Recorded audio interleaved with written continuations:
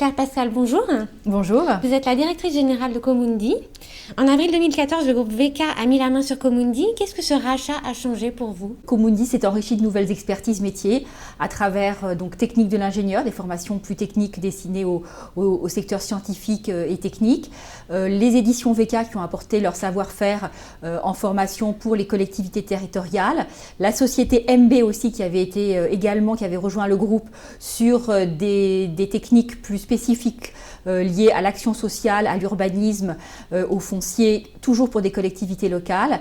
Les éditions Kiso, bien entendu, sur la partie droit social, technique RH. Et puis, plus récemment, nous avons fait également l'acquisition de la ligne formation de LexisNexis, qui est devenue chez nous Legal Network, et qui est une gamme de formations dédiée aux avocats, aux notaires, aux juristes d'entreprise.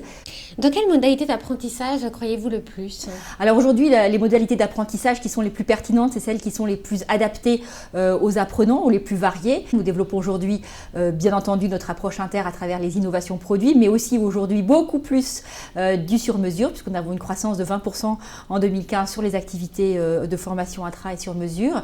Et donc ces formations intra illustrent ou intègrent l'ensemble des nouveautés en termes d'apprentissage, du blended learning, du digital learning, des MOOC, du e-learning, donc l'ensemble des modalités avec des modalités d'apprentissage qui sont plus proches de nos apprenants, plus proches des pratiques professionnelles, avec des durées d'apprentissage qui sont plus courtes. Quel projet allez-vous déployer en 2016? Alors 2016, c'est l'année de la consolidation pour Comundi Compétences qui maintenant va pouvoir donc s'installe avec l'ensemble de ses marques. 2016, c'est l'année aussi du développement de Comundi Consulting, donc des nouvelles approches en conseil.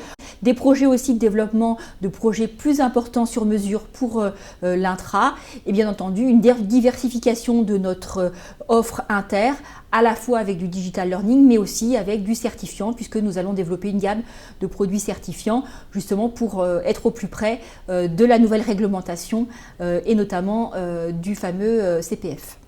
Quelles sont les tendances qui émergent en matière de formation professionnelle? Alors la réforme va aussi changer un peu la conception en fait de la formation professionnelle. Une récente étude a montré que les entreprises avaient plus conscience d'investir plutôt que de dépenser. C'est peut-être aussi le point positif de cette réforme, même si elle a été très difficile à mettre en œuvre et aujourd'hui si elle aboutit quand même à une déstructuration du marché de la formation. Les organismes de formation vont devoir se repositionner pour accompagner les entreprises dans une logique d'investissement et donc finalement intervenir probablement plus en amont dans l'identification, le suivi, le développement des compétences pour que les compétences soient au cœur des projets de transformation des entreprises. Claire Pascal, merci beaucoup. Merci à vous.